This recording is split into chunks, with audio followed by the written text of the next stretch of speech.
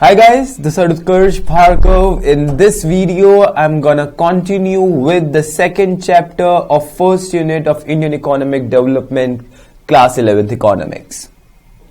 The chapter was all about the Indian economy between 1950 to 1990. Till the last video, I'm done with the content of the chapter. And in this video, I'm gonna finish the whole chapter. We are left with only the exercise.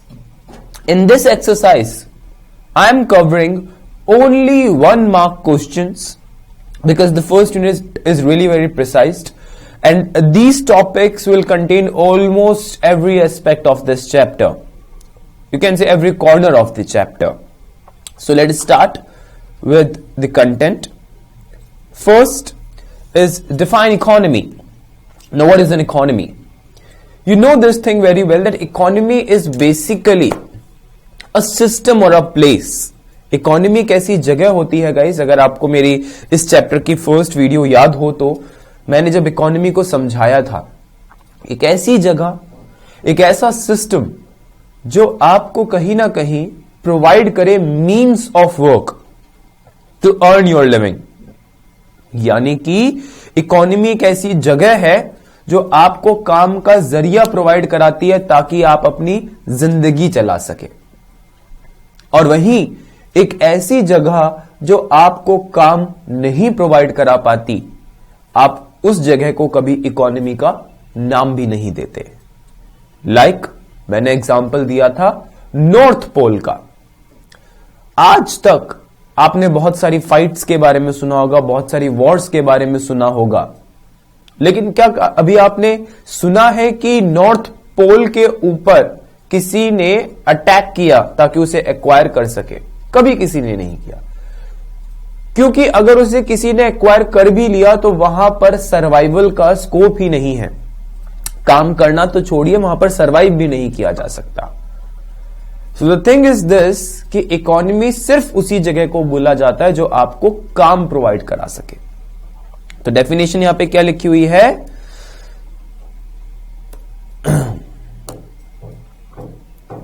Yeah. Now, it is an organization of economic activities which provides people with the means of work and earn a livelihood. ताकि लोगों को उनकी economic activities या फिर to carry out their basic needs, उसको पूरा करने के लिए अगर कहीं से कुछ भी सोर्स ऑफ इनकम जनरेट हो सकती है या उनको कुछ काम मिल सकता है, अगर कोई जगह या कोई सिस्टम उनको ये वाली चीज प्रोवाइड करा सकता है तो ही आप उसे नाम देते हैं इकोनॉमी का। Then who is the chairperson of the planning commission? Planning commission का चेयरपर्सन कौन होता है? ये कुछ जनरल नॉलेज के भी क्वेश्चंस मैंने डाले हुए हैं इसके अंदर। गाइस, पहली चीज आज की डेट में इन इंडिया, ये भी आपको पता होना चाहिए, there is no planning commission. Yes, there is no planning commission. Then what is there on the place of planning commission? It is known as Niti Aayog. What? Niti Aayog. So, Niti Aayog आपका एक planning commission की replacement है जो 2014 में ही हमारे rule में आई, practice में आई, planning commission को हटा के आई। Fine. Okay. So, but who is the chairperson of Planning Commission? And same with the Niti Aayog. Prime Minister is the chairperson of the Planning Commission in India. Fine. Then, what was the idea behind abolition of intermediaries? Remember, आपने structural reforms के अंदर agriculture sector में इसके बारे में पढ़ाई करी थी। Intermediaries को abolish करना, उसके पीछे की आइडियोलॉजी क्या है, क्या मोटिव क्या है उसके पीछे का? गाइस, मीडिएटर्स कहीं ना कहीं बहुत इंपॉर्टेंट रोल प्ले करते हैं। मैंने पहले के लेक्चर्स में भी इसके बारे में बताया है आपको कि हम मीडिएटर्स को खत्म नहीं कर सकते, इंस्टेंटली तो बिल्कुल नहीं कर सकते। क्यों? क्योंकि हमारी इकोनॉमी का एक बहुत बड़ा हिस्सा मीडिएटर की तरह काम कर रहा है, और यहां पर हम स्पेशली फोकस कर रहे हैं एग्रीकल्चर सेक्टर में। अब मीडिएटर्स को हटाने की बात क्यों होती है? गाइस, मीडिएटर्स प्राइस को बढ़ाने में बहुत बड़ा रोल प्ले करते हैं। फार्मर्स से लिया सस्ते में और अल्टीमेटली कंज्यूमर तक पहुंचा बहुत महंगे में। तो ये बीच का सारा कहां गया? ये मीडिएटर्स में चला गया।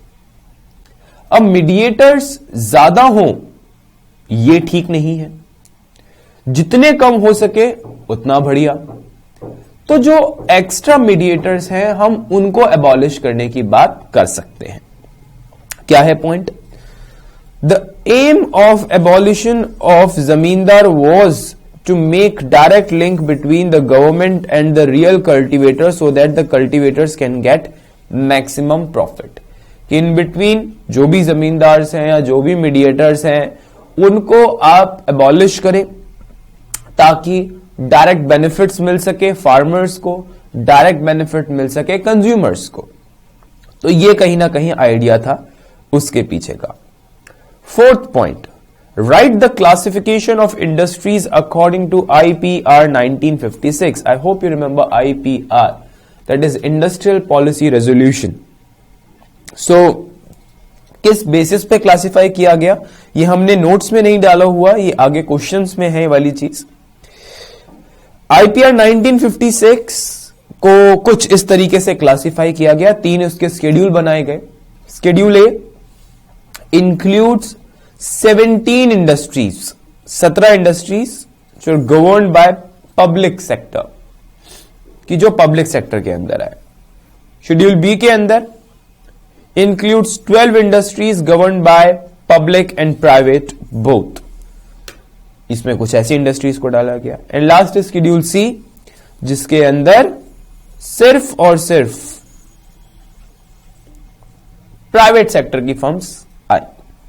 तो आप इसको ऐसे बोल सकते हैं, schedule A only public, schedule B public private both, schedule C only private.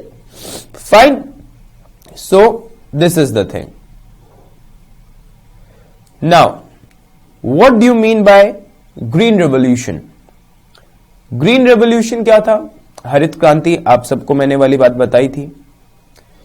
Green revolution refers to tremendous increase in agriculture production and productivity with the introduction of new technology. तो green revolution और कुछ नहीं, कैसे आपने नई technology को agriculture sector के साथ जोड़ा। And I hope you remember 3 very important pillars of green revolution. The 3 important pillars were, the first one was the use of HYV seeds, the second one was the use of chemical fertilizers, and the third one is the use of chemical pesticides and insecticides.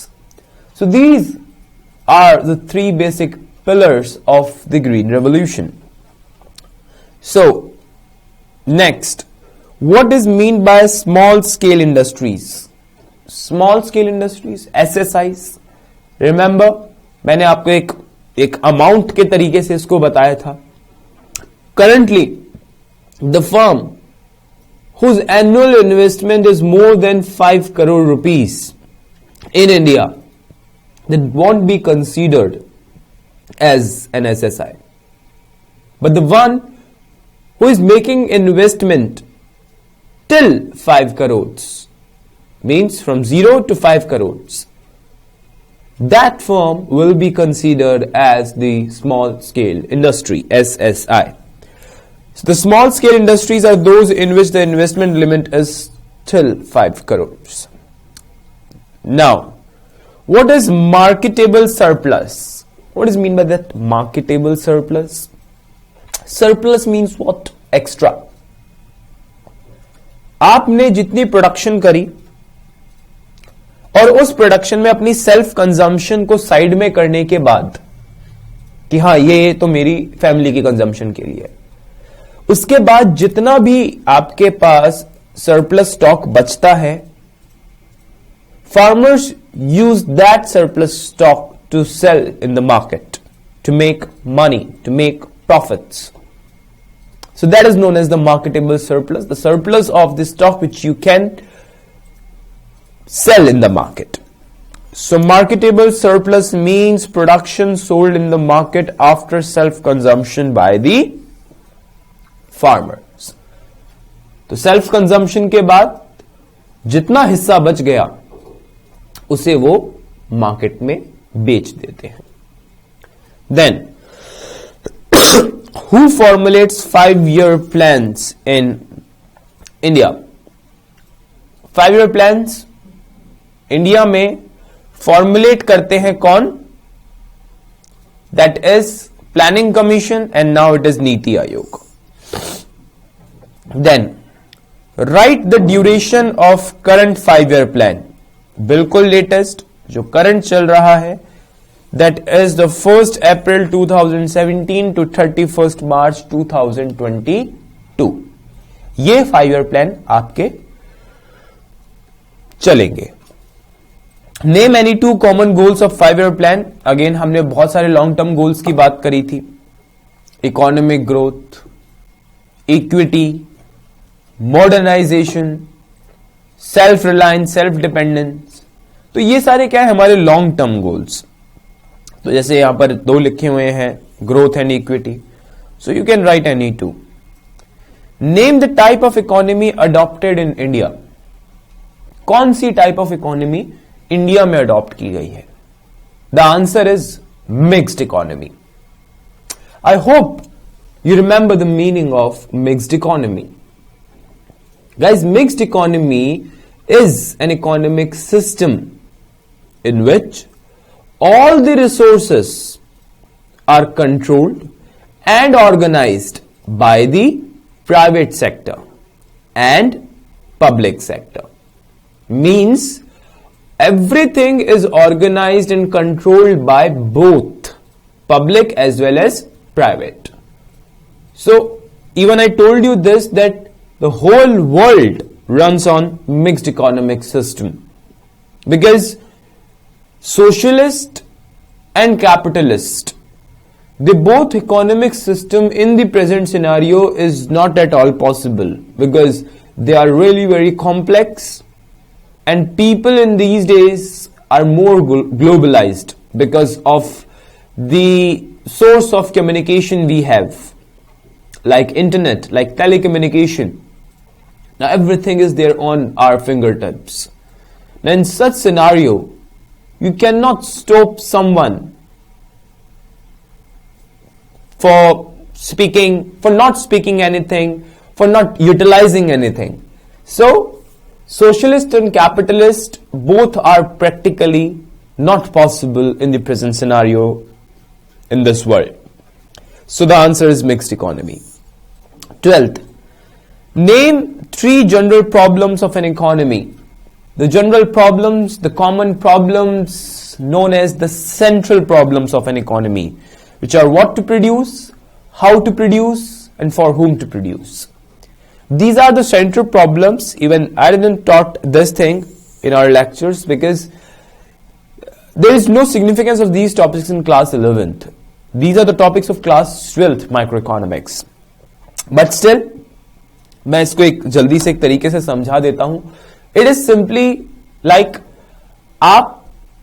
You are done with your education and now you are thinking to start your own business. मैं अगर business करने के लिए market में उतरूंगा तो मेरे को chronologically क्या प्रॉब्लम्स फेस करने को मिलेंगी. अगर आप बिजनेस करने के लिए उतरे हो तो सबसे पहला क्वेश्चन जो आपके सामने आएगा, that is what to produce. मैं क्या प्रोड्यूस करूं? अगर आप बिजनेस करने उतरे हो, either you have to produce a good or a service. But that is a very big question कि मैं क्या प्रोड्यूस करूं. So the question is what to produce. Next, how to produce. अगर मेरे को यह पता चल गया कि अच्छा मेरे को यह प्रोड्यूस करना है, नेक्स्ट प्रॉब्लम मेरे सामने क्या खड़ी होगी? कैसे प्रोड्यूस करना है, हाउ टू प्रोड्यूस. अगर यह भी प्रॉब्लम सॉल्व हो गई कि मैं कैसे प्रोड्यूस करूं, तो तीसरी और सबसे बड़ी प्रॉब्लम मेरे सामने खड़ी होगी, फॉर हुम टू प्रोड्यूस. इनिशियली बच्चों को लगता है कि यार इस प्रॉब्लम की क्या importance, for whom to produce, क्या जरूरी है वाली प्रॉब्लम? बिल्कुल जरूरी है। एक ऐसा प्रोड्यूसर जिसे यह नहीं पता कि वो किसके लिए प्रोड्यूस करने वाला है, मींस उसको यही नहीं पता कि उसका कंज्यूमर कौन है, डू यू थिंक कि ऐसा कोई प्रोड्यूसर कभी सक्सीड कर सकता है? ऑफ कोर्स नॉट, नहीं कर सकता। हर प्रोड्यूसर के माइंड में हमेशा ये वाली चीज सेट होती है कि उसका कंज्यूमर बेस कौन है, और अगर वो अपने कंज्यूमर को ध्यान में रख के प्रोडक्शन करेगा, डिसीजंस लेगा, अपनी स्ट्रैटेजीज बनाएगा, तो वो बिल्कुल सक्सीड करेगा। तो yes, it is a very big issue, very big problem. So 3 problems: what to produce, how to produce, for whom to produce. Very simple to understand. Then next and last, what is import substitution? I hope you remember the meaning of substitution, replacement. बहुत सारे sports में ये word use किया जाता है कि मैं उस प्लेयर का सब्स्टिट्यूशन हूं. The thing is this, we are talking about substitution in the case of imports. नाम सुनते ही समझ में आ जाता है. इंपोर्ट्स को सब्स्टिट्यूट करना means when you are going to import something from the rest of the world, now instead of importing that thing from the rest of the world, what you are saying that let's find its substitute in my own economy, let's try to produce the substitute of that good in our own economy. That is what is import substitution is. So import substitution means encouraging domestic production of such goods which the country is importing. कि मैं encourage करूं उन सारी चीजों की production को जिन चीजों की प्रोडक्शन करंटली मेरी इकोनॉमी कर रही है, जिन चीजों की इंपोर्ट मेरी इकोनॉमी कर रही है. तो इंस्टेड ऑफ इंपोर्टिंग मेरे को वो वाली चीज हमारे घर में ही मिल जाएगी, हमारी इकोनॉमी में ही मिल जाएगी. Fine. So we are done with the questions and answers of this chapter guys. तो ये काफी शॉर्ट आंसर टाइप हमने क्वेश्चंस कवर करे. इसके आगे की जो हमारी नेक्स्ट यूनिट है, that is a really very important unit, that is the Indian economic reform since 1991. Fine. So don't miss that lecture because वो सबसे ज्यादा कॉम्पैक्ट और सबसे ज्यादा इंटरेस्टिंग और स्कोरिंग यूनिट है. So we'll catch you in the next lecture guys. Till then, take care of yourself, study hard, keep revising and catch you soon in the next lecture. Thank you so much.